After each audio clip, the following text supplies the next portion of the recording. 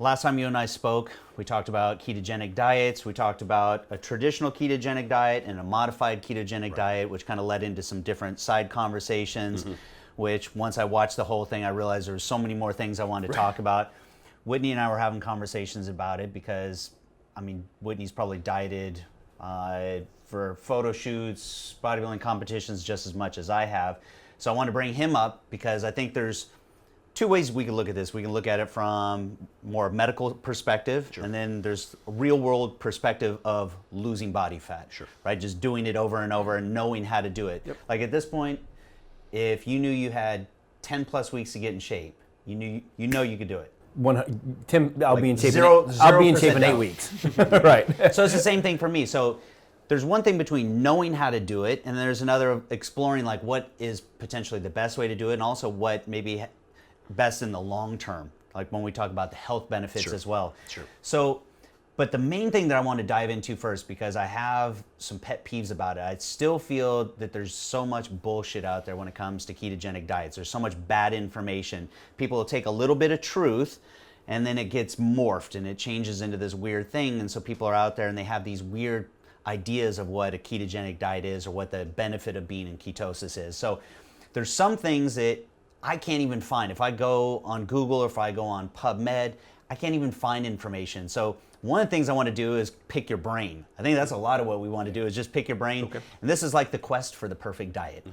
So because we've talked about before, you know, knowing guys like Whitney and I still like going to the gym, still like making sure that, you know, we're able to build lean muscle or preserve lean muscle and get lean at the same time. But now at a point in our life where we also want to look at long-term health as well. So we talked about comparing a low-carb diet where you're in a low insulin state, so your body is efficiently utilizing fat as a source of fuel, but you're not in ketosis, versus being in ketosis, so your body is still in this fat-burning state, but your body is now producing ketones. So isolating separately from fat loss, just the benefits of ketones, we talked about the benefit of it fueling your brain. That being the primary benefit of ketones. Right, so there's data on what are called the neuroprotective effects of ketones. So we more than believe, there's data, again it's early, that shows that the progression, the onset of these diseases like Alzheimer's, there are some others with esoteric names, is slowed by virtue of the ketone body's presence, in your bloodstream and in your interstitium. So there's health benefits. There are health benefits, but specific to like weight loss, because I think that's what most people are concerned about when they're doing a ketogenic diet. Right, and the thing about it is that ketones are just a marker then. Right. In other words, to know you're in ketosis. That's it. They don't have anything to do with your fat loss. They are a marker that you are in a very, very accelerated fat burning state.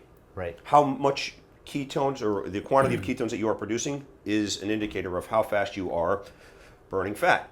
That said, being in nutritional ketosis is just a marker that you are mobilizing fat in a very, very aggressive manner, more so than what James was alluding to, than an individual who is on, say, a modified ketogenic diet, which he calls a low carbohydrate diet. I sort of just call it a modified ketogenic diet, in which you're not necessarily going to be purple on that strip, on that urine stick, right? You're not going to be 3 millimolars in.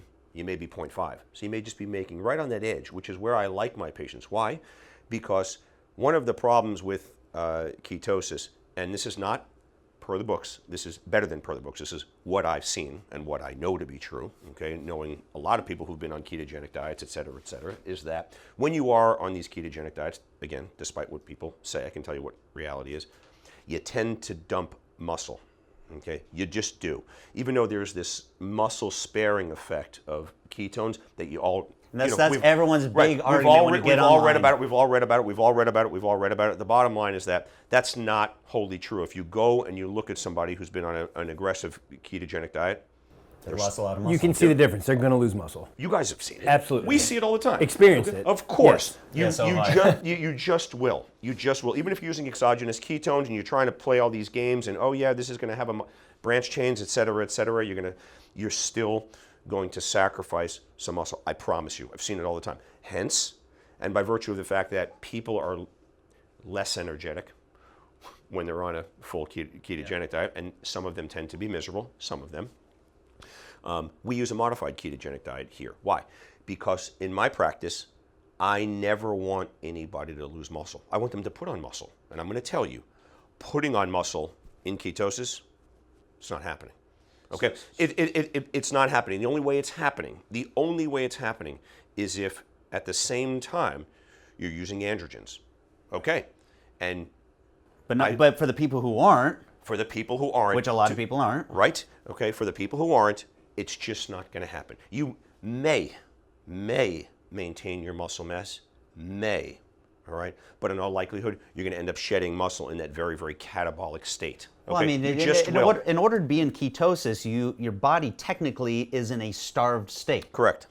That's correct. But again, what's going on in the literature now is that there's this muscle-preserving, muscle-sparing effect of the ketone body. All right? Yeah, but to what degree?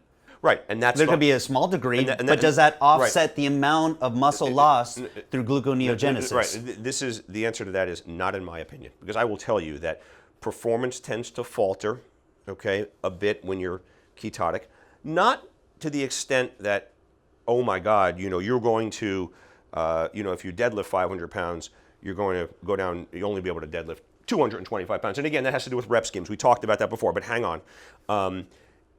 It's not going to be that drastic, but you're going to lose, by virtue of the fact that you've lost some muscle, you're going to lose some strength. And again, that has to do with rep schemes and whether or not you're doing, But strength is different than muscle size, lean muscle mass. It is, and it's also different than power. We talked about this. The phosphocreatine moves, the 1 and 2 reps, on a deadlift are different than. Yeah, you can be strong on a ketogenic diet. Correct. For a couple reps. And you absolutely can. It's a different energy system. But if you're talking about having the ability, as an example, if you're working glycolytic, okay, like you guys are, we're bodybuilders, okay, you're working in the glycolytic range, right? You are, in all likelihood, all right, and I would bet you a hand as a surgeon, okay, you're going to suffer. In other words, if you can do, say, 8 to 10 reps, I'm just making it up, on a chest press or a dumbbell press or whatever it is, if you think that being on a ketogenic diet, absent glycogen, big glycogen stores in your muscle, you're going to be able to do it. Your performance is going to suffer. You will not be able to do it. You just won't. And I think so. Then you have to modify your training. So for a power lifter who trains in the rep scheme of 2, 3, 4, 5 reps, it's not going to affect them at all. Right. But if you're training 10, 12, or even 15 reps, I mean, there's times where I like to train in the 20 rep scheme. Yep. Doing a ketogenic diet, that's not going to work for me. You're going to suffer.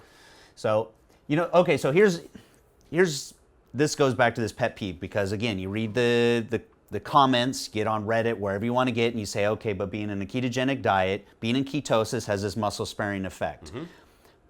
Maybe on paper that looks good. Yep. But that's why I wanted to bring Whitney up here, because guys like us who have done it, fine-tuned it, notice the difference between this diet versus this diet versus this diet. I can see a dramatic difference. I've tried it. I've tried doing a keto diet, and I saw the amount of muscle, lean muscle that I lost. So if someone wants to say, okay, but there's a muscle sparing benefit over here, I would say, what's your ultimate goal? Because if it's just fat loss, I would say maintaining lean muscle as your metabolic engine, your ability to burn calories. We do that here. Right, is more important. It is, and it's also, that's why we do it. I don't want people to, I always tell them, I don't want, sitting right at this table, I don't want you ever to sacrifice your engine. Right. Don't sacrifice the engine. In addition to the fact that when you lose muscle, and you can say the same thing, maybe the ketones do have this longevity effect. When you lose muscle, in the book, okay, my book, there is a study that I quote from the British Medical Journal, 2008. It's a huge study cohort. There's 7,000 plus men, all right? And it shows definitively that longevity, or really mortality, all cause, including cancer. So all cause mortality, including cancer, and independent of cardiovascular fitness, is directly associated with your strength. Don't sacrifice strength. Don't sacrifice muscle mass. don't. Okay, so that's why in my clinic here, we use these modified ketogenic diets. So we ride people on the edge. And, you know, we talked about this. Where do you set people? It's a little bit of a gestalt, and I'm talking about carbohydrate-wise. We sort of size up an individual. We say, you know what, we're going to put you at a smaller individual, a smaller female, at 50 grams per day of low glycemic index carbohydrates, whereas somebody that's a bigger guy. So what about someone? What do you weigh?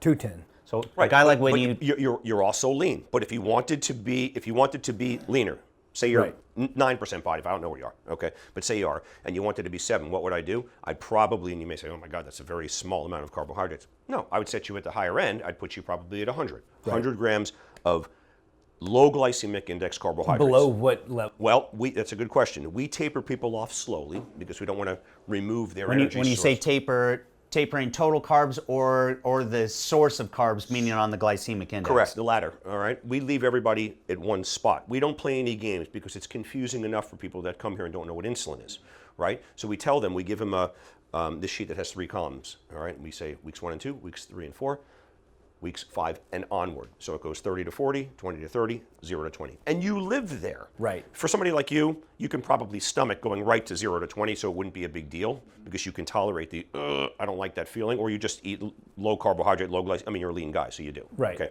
So it wouldn't be much of an issue. But I have people in here who are 50 pounds overweight. They want to shed 50 pounds of body fat. You can't unplug them, if you understand what I'm saying. Yep. We did that in the beginning, and that phone was blowing up because people couldn't deal with it. But we would set you at 100 grams, and I'd say, But 100 for you is, I mean, that is your low carb. Like when That is you're my so low- if you're that's doing my carb low day. So when you're doing carb cycling, and yours is a little different than mine, how many days of low carb do you typically do? I've played around with it. I mean, I got to look back to the first time that I came up here 2 years ago. And that's when I really first started a low carbohydrate diet and really stuck to it. And I would say that might have been a little over 2 years ago because I stuck to that plan for well over a year. But your lowest was 100 grams. 100 grams was my lowest. And your highest? I would get up to 250, 200, 250. But, okay, guys like you also, you guys got big engines. Right. Okay, so you have to fiddle with it, and that's one of the things here. People come here, and it is not a one-size-fits-all. This is functional medicine. This is personalized medicine. It's data-based. One of those data points, or a lot of those data points, come off that anthropometry scale. Right. You have to decide where you want to be. How do you feel well when you are at 100, or you feel, and can you live there? Can you not live there? Where do you want? What's your body fat looking like? So you have to fiddle. And we do. And people call the office, guys like you would call the office and they'll say, I may have lost a little bit of muscle. I may have lost a little bit of muscle by virtue of the low carbohydrates, right? By virtue of how intensely you're training, frequency of your training. Metformin we use a lot of, right? Which drives you deeper into ketosis. It's just reality. Well, and they also probably have lost a dramatic amount of weight just dropping water as Yeah, well. immediately which they drop they're the carbohydrates. associating with fat or muscle. Right. So you have to fiddle with it, but typically, all right, you guys are aberrancies, okay? Most of the individuals that are in this clinic, somewhere between 50 and 100 grams. Right. And people do really, really Because well. I think a lot of people think that, they would, if they looked at this, they would say, well, James and Whitney, like, where do they stand on this? Because on one side, BPI makes ketogenic products. And on the other side, if you were to talk to me, you would hear me say that I'm not a big believer in a full-blown ketogenic diet, at least not for me and my particular goals. Same thing. But I do believe that there's absolute benefits to it, including the health benefits. Sure. And I think that there's these sweet spots, and that's what I want to dive deeper into, which is, I believe, a modified ketogenic diet. And so I want to kind of get into one of those things, but I want to try to dispel this myth about ketones, because I think that's where there's a lot of confusion. People think that ketones themselves are some sort of magic fat-burning, chemical that if I'm even taking exogenous ketones, you hear people, especially if you go online, a lot of the newer products out there have a lot of BHB in them. And I think they believe that the more ketones that they're ingesting, the more that's going to help them burn fat, which is not the case. Matter of fact, actually, theoretically, you can burn less fat. Because if you're taking in a certain amount of exogenous ketones, why would your body need to convert anymore? No, and that's true.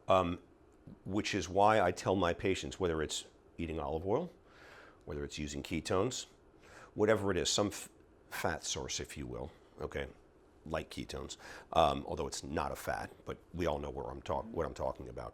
You induce the body to better burn fat or more efficiently burn fat, but that's it. And those studies that you're talking about, well, they're impossible. Really, it's probably impossible to do that, because if you're eating a lot of BHB salts, to be able to discern whether or not you're burning, well, it's not impossible. You'd have to label it. You'd have to do like a nuclear study, and you can actually figure out whether or not your endogenous fat sources are being mobilized as aggressively, less aggressively in the context of your consumption of BHB. So here's a So crazy. it's interesting, but the bottom line is that you are stoking those pathways so that when you are sleeping, as an example, certainly you're going to be a more efficient fat burner. So I always tell people, eat fat, burn fat. Eat fat, burn fat. But you can also say to somebody, eat ketones. That's not going to say, it's just going to further stoke the fat burning pathways. And the only difference between ketosis and right on the edge of ketosis is just you've pushed the fat mobilization 1 degree further, Well, if you and will. here- so But it's here's- nothing magic. So here's a distinction that I think that people need to understand. So let's say, because I read a lot of things, especially with products that have exogenous ketones in there, say, well, if you slipped on your diet and you consume too many bad carbohydrates, go ahead and take these and it's going to put you right back into ketosis. Which, first of all, if you're going ahead and you're giving your body that source of ketones, which is just a source of energy, but you still have those carbohydrates. Can't do it, right? This It's not is complete true. garbage. It's complete, This is complete garbage. Complete Right. garbage. And that's what I've said to my girlfriend about how could you even say that? It'll put you in ketosis. You know why? Because the definition of ketosis is if you go and you pee on a stick after you drink a shitload of that stuff, right? Well, you're gonna pee out ketones. Are you in ketosis? No. No. You're not in nutritional ketosis. No, Actually- you're not. Actually, and here's I think an even more important distinction that people need to understand is that your body has to be in a fat burning state 100%. before you can even be in true ketosis. And that's the definition of nutritional ketosis. You have to be. You Right. are very robustly burning fat, faster than you're burning fat on my modified ketogenic protocol. We are not in ketosis. Right. It's just an extreme. And all the ketones are, the ketones, when you assess for them in the urine, in the blood, if you happen to be checking with blood, which is, by the way, the better way to do it, if you have depleted your carbohydrates for X number of, just let's say, hours, and everybody's a little bit different, and the liver glycogen is gone, okay, that's going to be the signal for your body to produce ketones. But if you have not been in that state for X number of hours, and it depends upon your intensity of training, because there are all sorts of tricks. You can fast and train, and then you can drive yourself quicker into ketosis, right? You deplete all your liver glycogen. So it has to do with that, and that only. You are not in ketosis if you drink something. Right. So excuse the language, but it's a total mind fuck for people to take in a bunch of BHBs, pee on a keto strip, see ketones, but have ingested a bunch of carbohydrates, so you're not in ketosis. You are falsifying the test. You are tricking yourself. You're falsifying Absolutely the test tricking yourself. and tricking yourself. And that's why I want to make the distinction that peeing out ketones doesn't mean you're in ketosis, and it doesn't mean you're burning fat. That's 1,000% correct. Yeah, and that's here's another question that I had, because I can't find the answer on this. So under normal circumstances, they always generalize and say that the brain takes about 130 grams of glucose in normal situations, right? And then once you're in ketosis, now your brain can function about 70% of its energy comes from ketones, they say, or Right. 2/3, right? Whatever it is, yeah. So what is, I guess, the energy value of a ketone? So in other words, if it was glucose, we could actually put that to calories and say, okay, well, if it's 130 grams, that would be 520 calories. So now if... No, that data should be figured out. Yeah? Yeah, you should be able to figure that out. So I actually don't know the number, but you should be able to figure that So out. 'Cause here's- remember, it's just 2 acetyl-CoA molecules put together, right? Here's my question. Here's why I'm asking. So they say that a healthy person can produce about 180 grams of ketones a day. Their liver can. Okay. So my question is, if one of the main benefits of producing ketones is to fuel your brain, at what point is there enough really of these ketones left over? Because I think people associate, again, ketones with efficiently burning fat, saying, well, my muscles are using ketones. If my liver is turning fatty acids into ketones, not only is it fueling my brain, but it's running my body too. Okay. Is that true? I mean, it doesn't seem like, No, can that's you very convert enough fatty acids into ketones to have an additional benefit outside of just normal lipolysis? look, the bottom line is this. If you are, if you're starving, all right, and you're 20 days in, is your glucose going to be 2? No, it's not. You're always going to have enough glucose no matter what. So when you, let me ask you another question. So when you have, the answer is yes, we don't know those numbers. How much do you need to have in excess? I can only tell you my answer to that would be you're going to have plenty of glucose to also subserve your brain, subserve your skeletal muscle, et cetera, et cetera. So I don't know percentage-wise. I don't know that anybody knows that. That's a very, very difficult question probably to answer. But what I can tell you is that... Just trying to stump you. Well, right. What I can tell you is that there's plenty of glucose floating around in your body, even if you're 30 days into a fast, even if you're 40 days into a fast, there's plenty. You're never going to be floridly hypoglycemic where you stroke your brain out. It's just not going to happen because by virtue of the ketones, by virtue of the gluconeogenesis, that's being done at the level of the muscle. You're breaking down muscle Right, at breaking that your point, muscle right? down. You Yeah. are. You got plenty of, and you also have plenty of fat to break down. Remember, we have hundreds of thousands of calories. I'm a lean guy. You're a lean guy. Hundreds of thousands of calories underneath our skin. That's how come you can live so long, without anything aside from water. Okay, month and a half, 2 months, nothing, no food, zero. You can live. So do you become, if you do a glycolytic set and you're 10 reps in, are you in ketosis? Are you developing are your muscles burning? Yes or no? Are you burning muscle? Are your muscles burning? Do you have a lot of is the pH of your muscles lower? Are you feeling that burn in your muscles? No. Are you sure? No, not 100%, but Yes, you are. are you? Sure you are. Sure you are. And the reason why is because there's tons of muscle glycogen. That's even though you're not depleting your muscle. Is there tons of still muscle there. glycogen? There is. You're not dumping muscle. You dumped all your liver glycogen, but your muscle hangs on to glycogen very, very well. Even though you're flatter, even though you're not inputting muscle. So you're not going to get right. the fluid. You're not in. inputting muscle. You're Right. not inputting glycogen into these muscles nearly as robustly. Because there's no insulin. So Okay? that's my question, because I read somewhere that average person stores something like, I don't know, 1,500 or 2,000 calories worth of glycogen between liver and muscle. Right. So let's say that we've gone 2 months of a ketogenic diet, and we've depleted most of that glycogen, but you're saying no, but that's my question. So Right. let's say we're, feeling pretty flat. Yep. We've dumped, Yep. dumped a bunch of water because Yep. we dumped that glycogen, Yep. lost a lot of water in the process, don't get that same pump. Yep. So you're saying that even in that state, Yep. even after months, Yep. there's still Yep. residual Yep. muscle glycogen. Yep. It's Yep. not going anywhere. Yep, it's not. It hangs on to it really, really, really So aggressively. That's even true. so even the glycogen that your liver is producing through gluconeogenesis, that is going to help It is, and maintain that. For how long? I don't know. Well, Right, so well, nobody knows the answer Right. to this question. But like as an Right. example, my son, he's fully ketogenic. Okay, he's a rower. He's been a rower for 6 years. Okay, you talk to him after 500 meters on that ergometer in a boat. Oh, you're burning. You are floridly acidotic. Right. You are anaerobic. It's anaerobic glycolysis, and he's ketogenic. So Wow. let's say someone who's 80 pounds overweight goes on Survivor, and 20 days in, so they got plenty of stored energy Yep. there, but at 20 days in, they should be in ketosis. Yeah. Why aren't they energetic?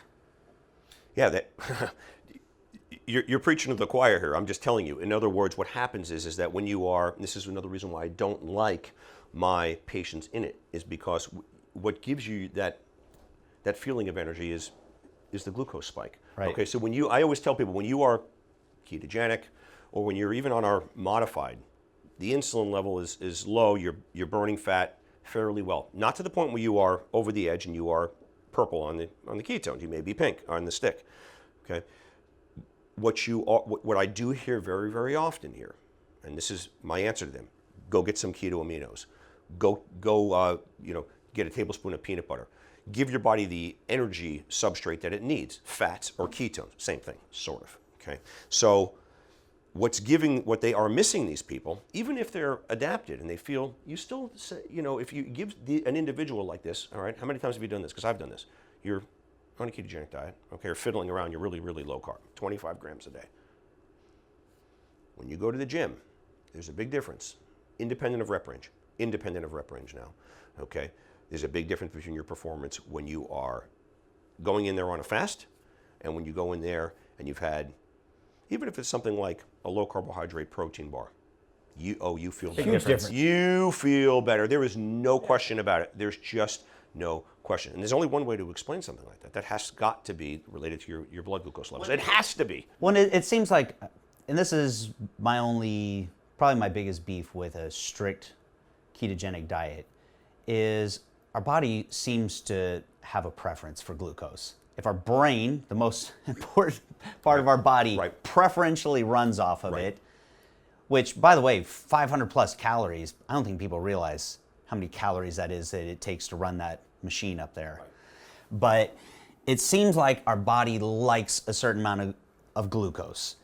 So I think this is, when Whitney and I get into conversations, knowing that you have to be in some sort of low insulin state, meaning some sort of low carb diet if you want to get lean. There's not a diet that I've ever done, where I got results where I wasn't doing some sort of low carb. Knowing that if we want to be leaner, especially if we want to maintain it, and I think that's the biggest thing for guys like Whitney and I, it's not just getting lean, it's finding something sustainable. It's longevity, what we talk about. Well, either that or, as an example, if you're a bodybuilder, that goal is, it's that push-pull as you're coming in 16 weeks out or 12 weeks out.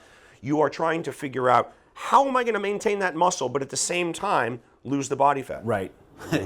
Which your body doesn't like to do. No, that sort of doesn't make any sense, right? You're anabolic, you're catabolic. This is a weird line that everybody's trying to drive. A fed state, a starved state. That's right. That's what we're trying to do here in this clinic. We're trying to maximize the muscle mass, the strength, the performance without getting injured, and at the same time, keep your body fat low. And the way that we do it here, well, we have those tweaks that we talked about, right? Some of them which are medicinal, not stimulants, some of which are medicinal. The way we do it here is, and this goes full circle back to that first couple of sentences that you said, we move slowly. We move slowly. People come here and they have this, they have these preconceived notions that this is a fat loss clinic. No, it isn't. And they are disappointed. How much fat loss can you expect? They ask me. What can I expect? Am I going to lose 20 pounds in 2 days? Come on. No. I want them, in other words, I want them to move very slowly. So women, men, all right, when their hormones are optimized, when they're on metformin, when they're training right, when they're eating properly on the protocol, modified ketogenic, all right? So they're not dumping a lot of muscle. Hopefully they don't dump any muscle. And they're just in a nice sort of fat burning state, but it's not ketosis. We can usually tell a male that they'll, not you guys, all right, a pound to a pound and a half of fat, which takes up a lot of space, you guys both know that, a week. And that's what we see. That's based upon thousands of patients. That's beyond anecdote. A woman, they're less metabolically efficient, if you will, right? Because they typically run around with less muscle, typically. About 3/4 to a pound of fat per week if they do exactly what they're told to do. And that's the safe way to do it because it's slow. We don't reduce any calories here. Why? Because you lose muscle. You lose muscle, you lose your fat burning capacity.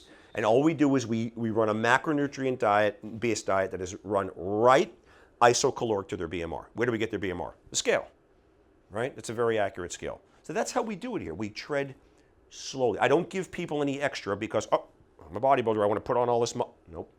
So that's sustainable too, so they can get to that point. And absolutely. And then if you want to fiddle around a little bit, if you tell someone that they're going to lose a pound a week of fat, that's a lot. But people don't realize that. They want 20 pounds. They want the whatever. I'm not going to mention it. The commercialized fat loss. I need to lose 1 million pounds. What they don't realize is that they're shooting themselves in the foot because they're losing muscle. Yep. So here's the big question. All this was just a lead up for this one question.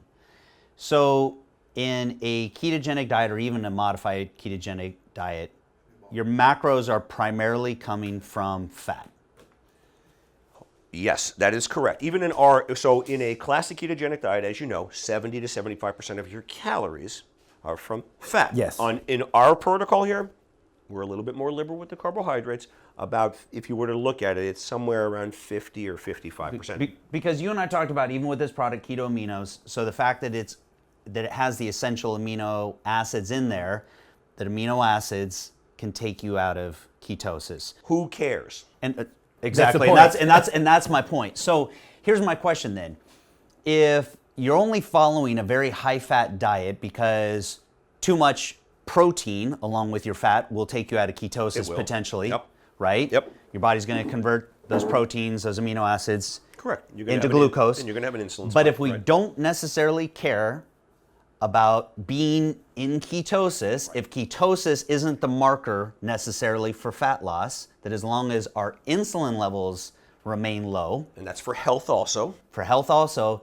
then why not bring in a little bit more protein to make up those calories? Because as we're trying to get our total daily calories, if carbohydrates are low, well, then that means we have to bump something else up. Well, people never bumped up their protein because it would take them out of ketosis, so then it was high fat. But if we don't care about ketosis, why not bring the fats down a little and the protein up a little? And we do. There are people, it's a good question, there are people that cannot tolerate those fat loads.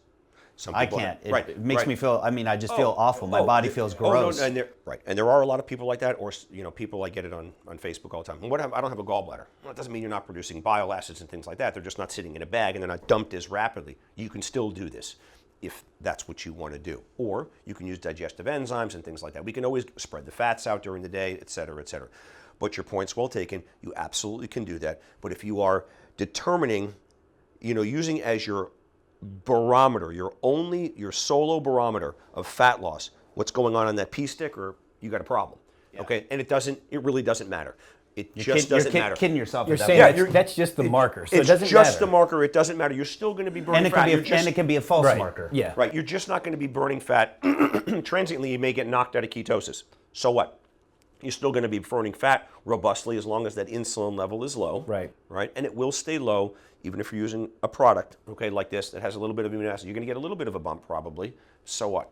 Typically, it's not going to curb your fat loss significantly, if at all. See, and here's the thing, I'm not knocking a keto diet because I think the ultimate barometer should be how you feel. So for example, me on a high fat, moderate low protein, very low carb, I feel awful on it. Someone else on that exact same diet may feel great. For me, when I keep my proteins a little bit higher, I can bring in some good healthy fats, and not necessarily low carb, but low glycemic carbs. Like you and I talked about, you can eat a mountain full of leafy greens and It'd be nothing. It's nothing. Right. So, I mean, you might as well tell me at that point, hey, James, if you want to try to get 400 grams of carbs a day through salad, go for it. Not like you could do it. Yeah, no. It's just not going to happen. And I also think that point has to do with, sort of the biochemical underpinning of that has to do with whether or not, it has to do with, I think, how carbohydrate sensitive, independent of anything else, independent of how much muscle you have on. Everybody has a level which is genetically determined of carbohydrate sensitivity. You know this to be true. We know it. I'm not sure that we've isolated those specifics, but as an example, in the book, the Pima Indians, every single one of them is a type 2 diabetic. That has to do with their insulin receptors, their insulin sensitivity, how carbohydrate sensitive they are. You're not going to feel real good, James, on something that's super low carbohydrate. You're probably just not. Why? Because you, like me, we can probably go eat a lot of ice cream and gain very little. Think about what you were like when you were 18. Yeah. Probably you were, one of these hard gainer type guys. We're all very lean. We're Yeah. all lean. If you look at pictures, you were probably really Yeah, I was skinny. I was thin. Okay. Could eat whatever I wanted. Right. Yeah. Meaning that we were very, very insensitive to carbohydrates. People that are Some people are very sensitive. correct. People that are sensitive, as you know, well, those are the people who are, and you know what? They run just fine on their body fat, which they've amassed over the years by virtue of their sensitivity to carbohydrates. They do just fine. Interesting. You're just insulin sensitive, Dennis. So here's a question for you. So you and I talked about that marker on the glycemic index being about 40. My marker. So nothing. nothing nothing over over that. 40. So like oatmeal would be what, 75? Yeah, oatmeal's 80? up there, like I think it's around 55 or so. I think. Is it? Okay, yeah, but I may be wrong. I don't know. Let me. Last I checked, So I think it was around no 55. oatmeal for you. Not in my. Look, I'm different. Okay, Right, you're right, different. right, We're right. sort of a little different by virtue of sensitivities. yeah. But when I have a patient in here, and most people come here and they go, need to lose a little bit of fat. Some need to lose a lot of fat. I tell them, hey, I need you strict, and I need you below 40. Gotcha. No cheating. 80. Makes sense. 79. Is it 79? 79. I was and wrong. So in rice, rice is up there. even brown rice Yep. is at 68. Yep. So here's a misconception. So people associate fruit with a lot of sugar, can't eat it. So I think one thing that probably most people don't understand that well is that fruit has both fructose and glucose. So it depends on the ratio, right? Depending on the fruit. So say like a fruit like apples which are higher in fructose slightly than they are in glucose are okay. Those fall lower. Very low. Remember. They fall under 40. So what's your thoughts on that? Right. If they're falling under Right. 40 on the glycemic index, I do have thoughts on this. So the reason why a lot of these fruits are okay per the Osborne standard is because they, as you know, they have a lot of fiber in them. Right. So one of the tricks that I use with my patients is if you're going to have a crappy meal, go get some fiber gummies. Right? Slow 'Cause down that's the going to insulin lower response. right, that's going to lower the glycemic Lower the index response. precipitously. Precipitously. How much fiber? Well, you got Comparative to- you got to be careful. The recommended Right. amount of fiber, all right, just so you know, is the minimum is 25 grams a day. Most people get 2. Right. Okay, most people get nothing. Okay, but you got to be careful with these fiber gummies because they're made palatable by using like malitol. Right. And that right. will just Mess kill your you. stomach Oh, up. Yeah, that yeah, will yeah, just yeah, kill yeah. you. So, you know, I'm just telling you. So that's a good little trick if you can tolerate the mannitol, the erythritol, whatever else is in there. One of these sugar alcohols, whatever. That's a good trick. But the apples, they're around 36. yeah, I was going to say 38. 36, okay. But to your point, it's not just higher fructose, which for people that don't understand, your body doesn't process fructose Right. the same way as it does glucose. Right. So it's just in the liver, right? Right. So you don't get the same insulin response Right. from fructose. So that's one reason. But your other point is that it has naturally occurring fiber. It has fiber, you know, so it just slows the, So which is why when you juice, you get the big insulin response because you're taking all the fiber out of fruits. You have to be really, really careful with the juicing. Of course, the answer to the juicing question is can you juice when you do it? It's, hey, just stick with the low glycemic, you know, carbohydrates. And so anything that's less than 20, you can have juice. It's fine. It's not going to do anything to you. That said, as with everything else, if you are in ketosis and you want to find out whether or not juicing is bad, well, make 4 different juices and just check your blood ketones. Yeah. And then you're going to know where you are. If ketones are such a big deal for you, then do that. For me, it's not a big deal. I just know what the glycemic index is, and as long as my glycemic load isn't, you know, you can't go, as an example, and have, well, apples are fine, right? So just let's say apples are fine, but I'm going to tell you if you eat 17 apples, come on, your sugar is going to go through the roof. Okay, it's obvious. But James, getting back to your question, one of the reasons why I cut people off of things that are even, they're 35 to 40. I want people to 20, is because remember the psychology of the individual who's sitting in front of me. They're not you, they're not you. the sweet tooth. Damn right. Right. So what do I want to get rid of?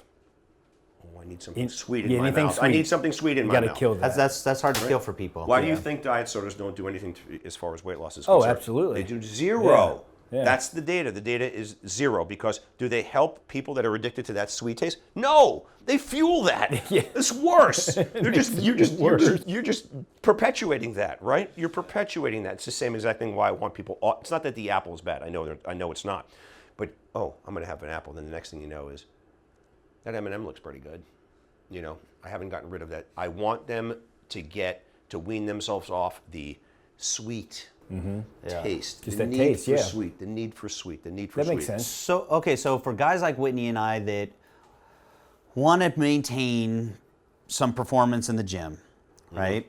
So we want to maintain a certain amount of carbohydrates, and we know that we should be consuming low glycemic index carbohydrates. You're talking about performance in the glycolytic range. Well, I You guess want to deadlift 500 pounds for one, or do you want to be No. able to do a chest press with 120-pound dumbbells and do 8, and bang out 8? the latter. The latter, okay. Yeah, the latter. Because, well, I have to be careful with that too. Just thinking about this. About a month ago, we had the one more rep. Okay, so about a month, maybe 6 weeks ago, Oh, you were low carb then, weren't I you? was low carb. I was really low. So this was day 5 of below 50. Yep. So you were miserable. Yes. Probably. Yes. Felt terrible. Right. But I guess as you were explaining earlier, with my muscles still felt great. I could still get a good pump when I was training. And I got to Friday, and we were doing a challenge where I was going to bench press and do 225 for X number of reps, Right. challenge everybody around me. unracked the bar, and it was hot outside. We were outside. I banged out 10 reps, super easy. I probably could have gotten 30.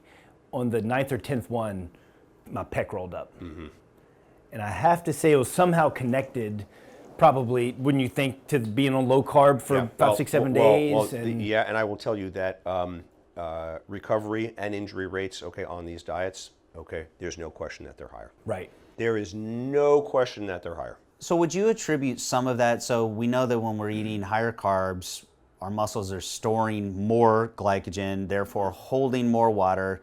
Theoretically, the cell's more hydrated? Hydrated, yeah. Is it safe to assume then that when we drop all this water, as we drop all our carbs, so over those 4 or 5 days as we start going into low carb, we start to lose that, is it just the water or is it the loss of electrolytes that go along with losing all the water that's can put you in a precarious situation like that? Oh, and you mean in feeling miserable? No, not feeling I would miserable. say Just with my the pec. muscle being in a the muscle being. I don't know. That's definitely a good theory. One of the things that I can tell you, which is sort of a corollary to that question, is that if you are training constantly and you are in ketosis, we all know what the most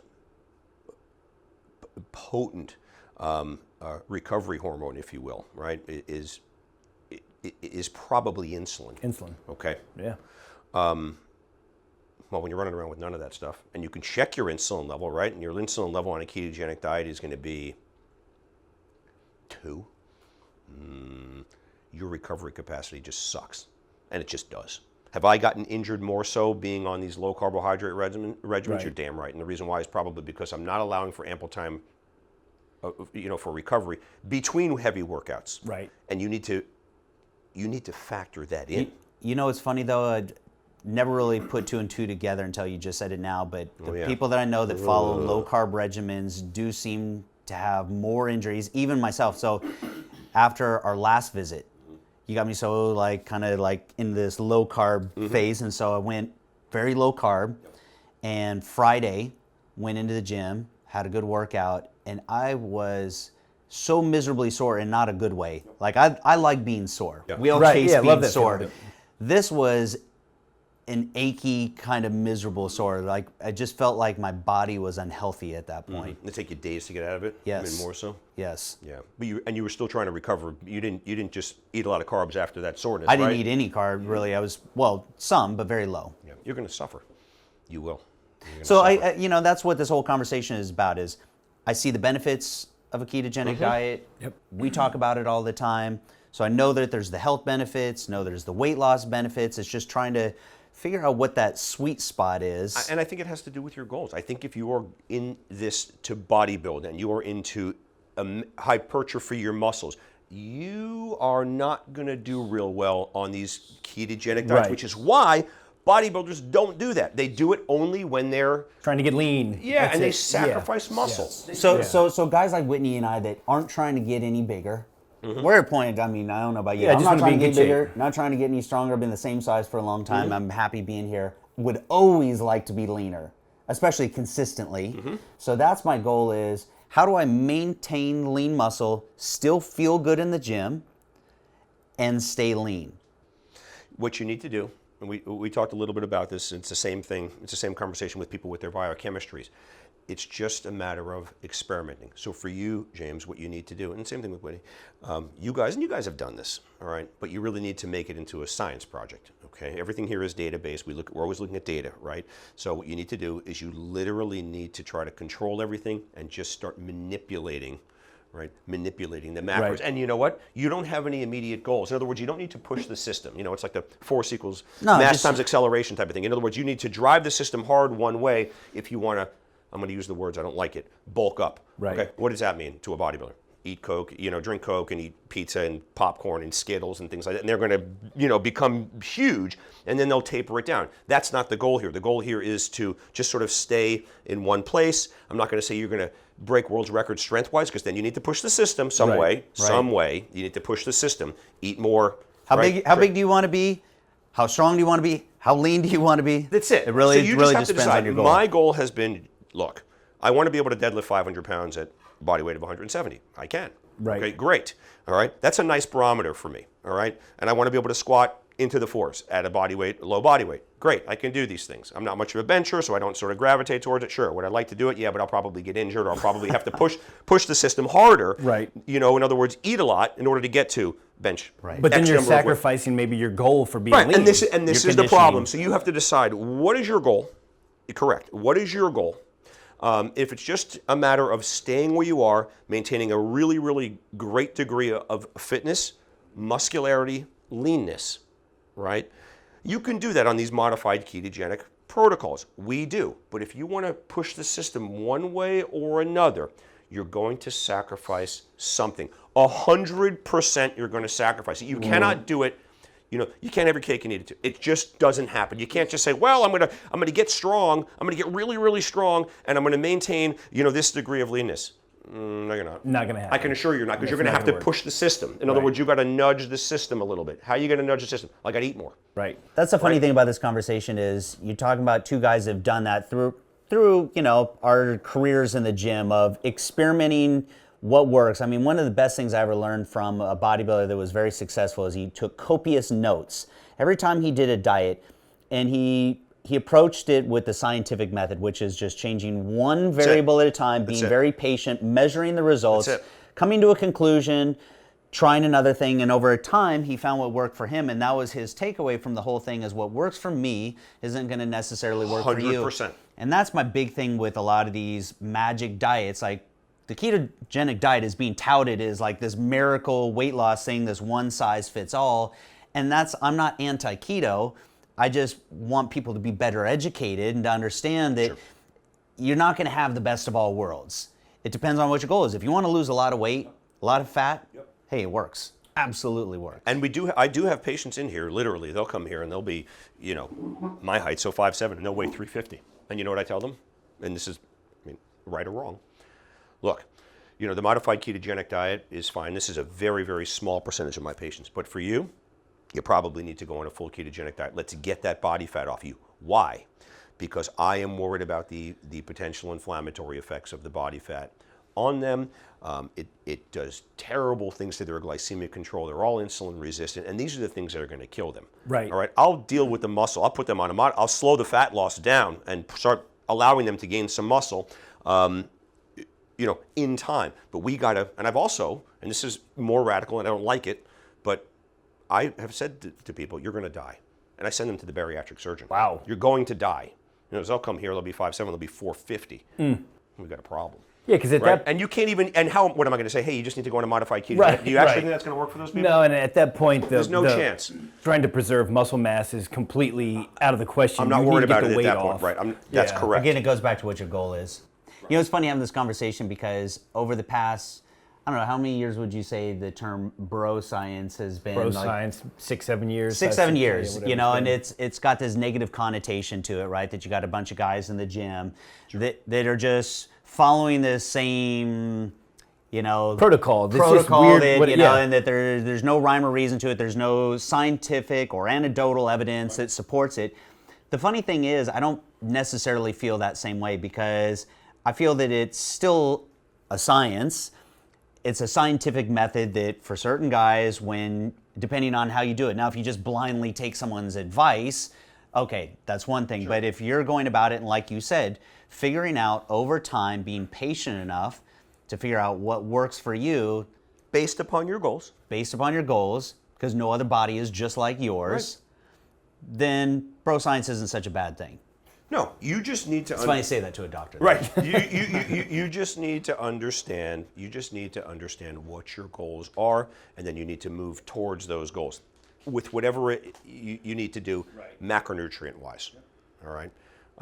But anything that is going to require some degree of anabolism, in particular bodybuilding, to a lesser degree powerlifting, because that's very neural, right? It has to do with recruitment patterns and things like that. How fast you can, how quick you are. It's not really a 1 to 2 reps, which Right. you can do. But just let's say it's bodybuilding, you're not going to amass muscle on a ketogenic diet. Well, It's that's just not, you can't do it. It's not going to happen. It's Well, not that's how the body where the works. confusion is too. Your average person associates strength and bodybuilding muscle size as the same thing when they're not.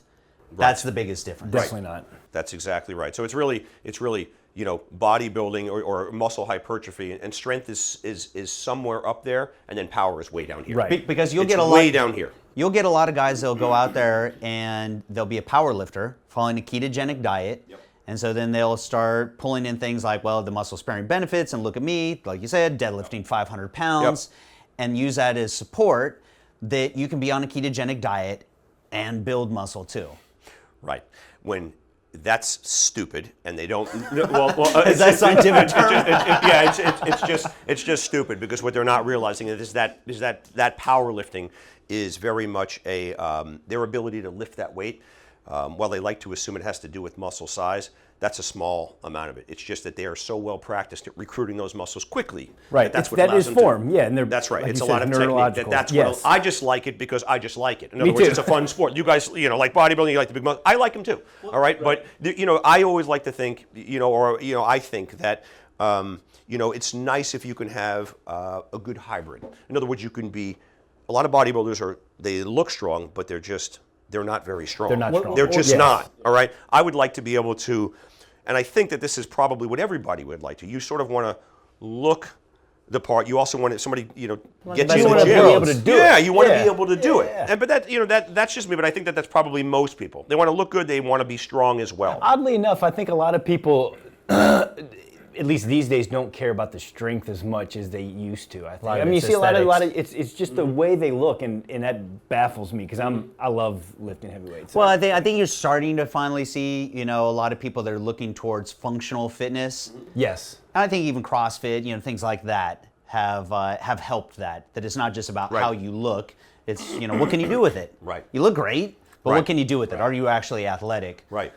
Now, ketones fuel your brain, but they also fuel your nervous system too, correct? Well, it's the Right, your so- nervous system. Yeah. So since a lot of strength is, like you said, neural strength, so actually being in a ketogenic diet can probably help you. Well, these powerlifters, as these powerlifters say, "Oh yeah, I did it all on this ketogenic diet," because they don't realize it's a different energy system. Right. All you got to do is just take a lot of creatine before, and that's gonna maximize or optimize that. I mean, I'm talking about technique aside and all the rest of the stuff, but to fuel that energy system, that's the phosphocreatine system. Right. That's 2 seconds. Right. It has nothing to do with glucose or glycolysis, any of that oxygen. stuff. Yep. It's nothing. No. So, they have assumed, there's a big difference between, correlation and causality. They've assumed that they were able to get to that point by virtue of the fact that they've been in a ketogenic diet, when in actuality, no, it doesn't really have anything to do with it. It works. In other words, powerlifting, you can be a powerlifter on a pure ketogenic diet. Right. You can. It's a different energy system. Can you be a bodybuilder, a big bodybuilder on a ketogenic diet? No. No. It's not going to happen. So here's another question. So carb cycling, it's another big trend. That Whitney and I both have done carb cycling. So periods of very low, and then depending on the person, periods of maybe moderate. Some people even go the opposite and go to very low to very high. But let's not use the extreme as an example, because I think that anytime we go to an extreme and we start taking in a lot of carbohydrates and jacking our insulin levels Sure. up, that's never going to be healthy for It's you. not. But when it comes to insulin sensitivity, one of the potential downsides of a ketogenic diet is developing issues with insulin sensitivity. Right. Even Potentially. Even though that's paradoxical, people think, "Oh, you're going to be very, very insulin sensitive because."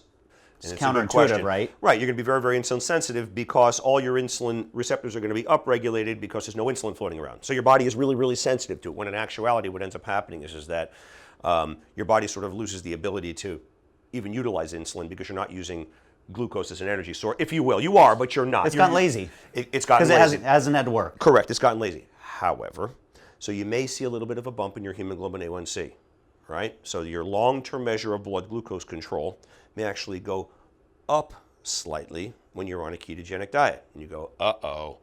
Meanwhile, you've shed 40 pounds of body fat, right? Your inflammatory markers are down.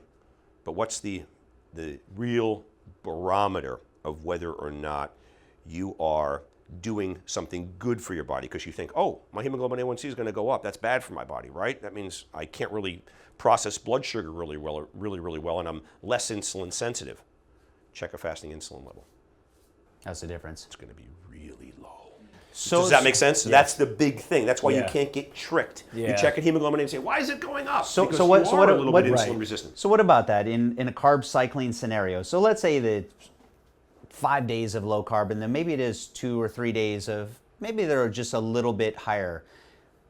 Would that potentially help with insulin sensitivity? Yeah, I mean, probably. Remember, if you're not, I call it the clamp. If you're not clamped metabolically speaking, so 5 days on, 5 days off, it's probably not going to hurt you, if you will.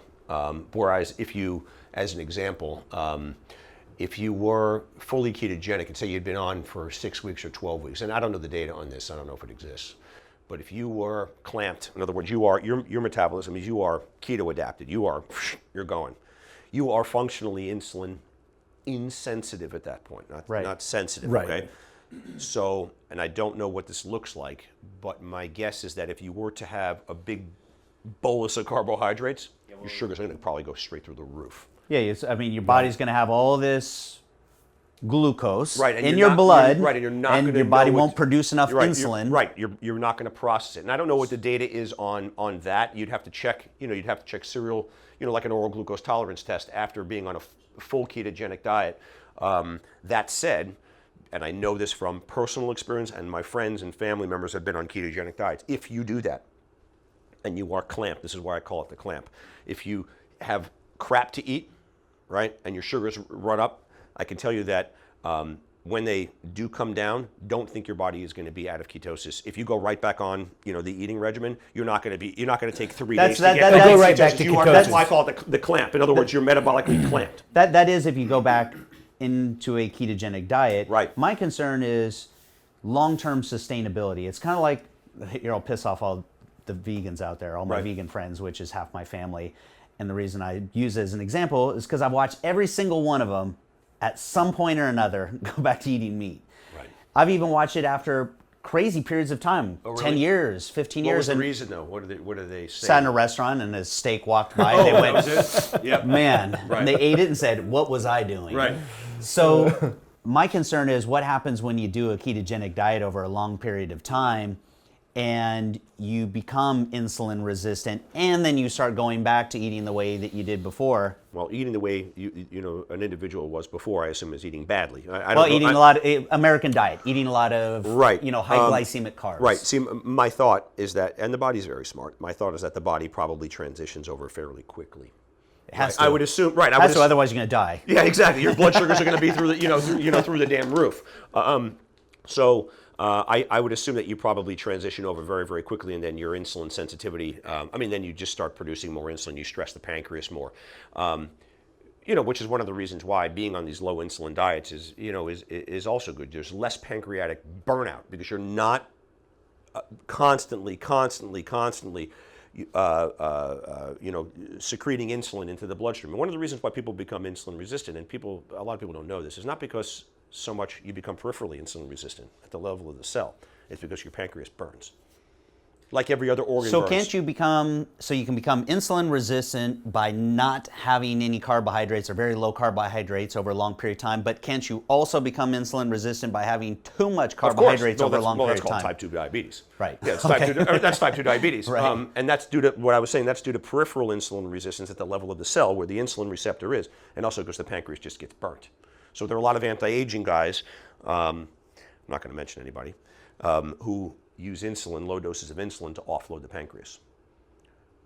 You burn it less quickly. Right. All right? And I can't tell you that that's wrong. Why isn't everybody doing that?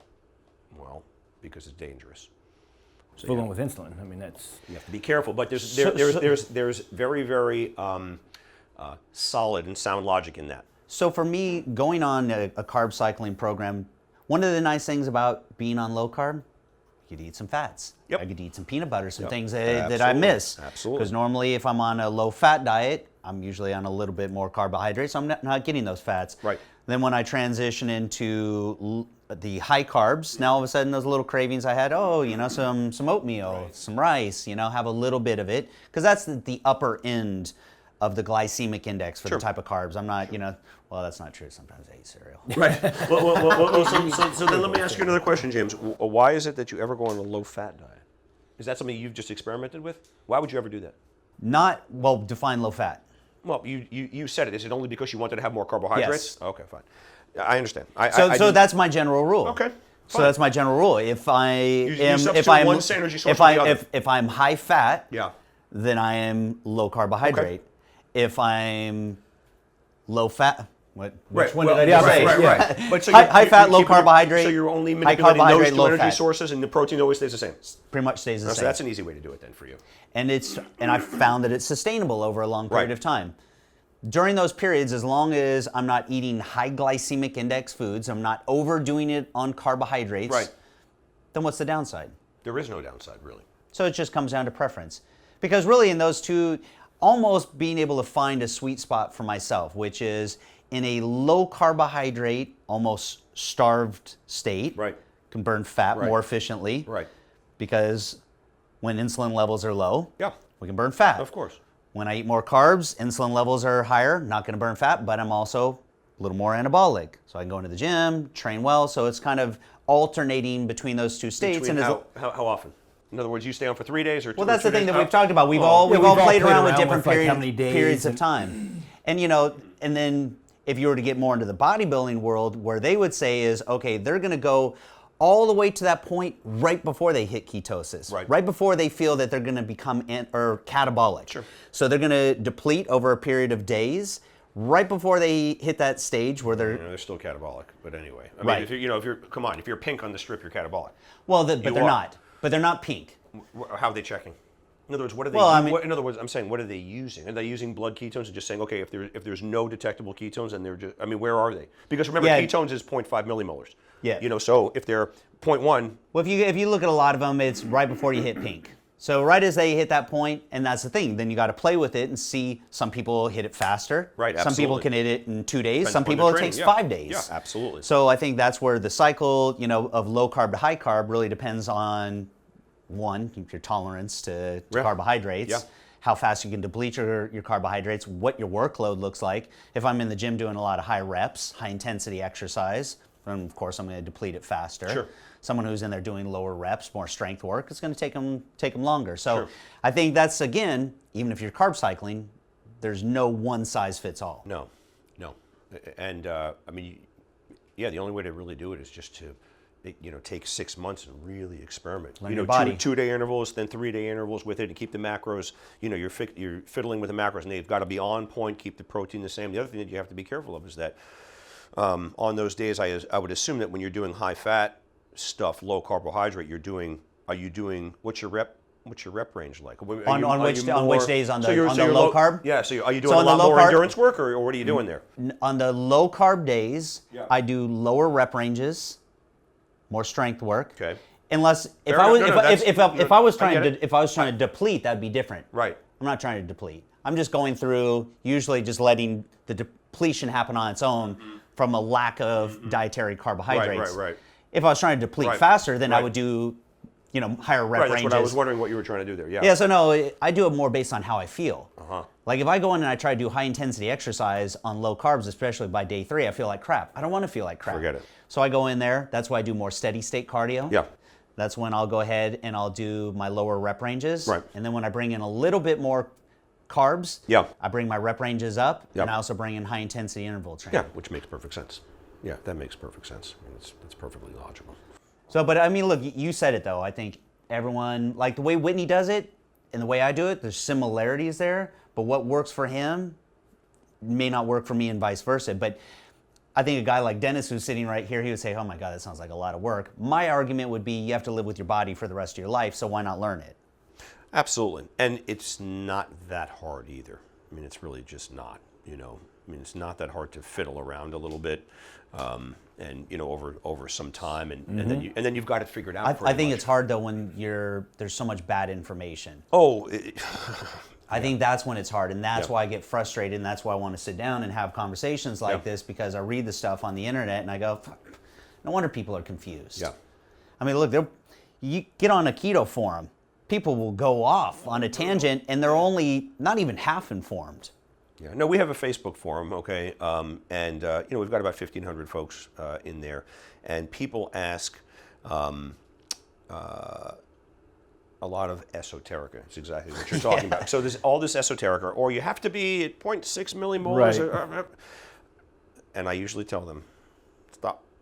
You know, you see people chime in, stop. It's sort of the voice of reason. I say, 30,000 foot view, man. Somebody will ask me what this little esoteric supplement is, like, what about this? I read about this, and I say, can you bang out 15 dead hang pull-ups? How about squat double your body weight? And you know what? And then there's it's silence at the end. It's no silence. And you know what I find is the people that get into that nitty gritty Yeah. aren't the ones that are really getting great results anyway. No, They're looking for the extra. Yeah, they're so caught up in all this granular, Yeah. like looking for some sort of little Too secret much sauce. here. Yeah, there's paralysis by overanalysis. It's too much here. Yeah, it's too much here. It's too much here. Yeah, just get in there and do it. Yeah. Get in there and do it. Yeah, too much here. That's always my best advice. It's like, what's the best workout plan? Man, go into the gym. Right. Just go to the Just go to the gym. Just go to the gym. Just go and keep doing it. Work on giving me 10 or 15 pull-ups, good dead hang ones. Let me see a good squat, and I can tell you that's going to supersede all this stuff. Yeah, it just is. It just is. It's always people's way to avoid work. Absolutely. It is. Well, they're looking for the shortcut. Oh yeah. Everyone's looking for the shortcut. That's probably my biggest pet peeve, especially, over the last 5 years, you've seen a lot of that online is, what's that magic shortcut? Yeah. Go figure. There isn't one. No. Cool. No. This is a fun conversation. This is great. I know I know Whitney and I are going to go sit down and we're going to map out our nutrition strategies. Yeah, we'll talk for hours after the whole way home. You know what's funny is I tried going super high fat, all good fats. Man, my body, and look, I know there's an adjustment period, but my guts alone. Oh yeah. It's a common complaint. Very Guts alone. common. I mean, I've been, and my wife said it. She's like, you've eaten a certain way almost your entire adult life, because I've always eaten very, very healthy my entire life. And even though it wasn't low fat, Right. I've always watched my fat. Right. So I've always gotten fats, but just very good sources Right. of fats. So anytime I put anything different in my body, it's bad news. Yeah, no, I know. I mean, trust me, we've had it here. So spread out the fats a lot.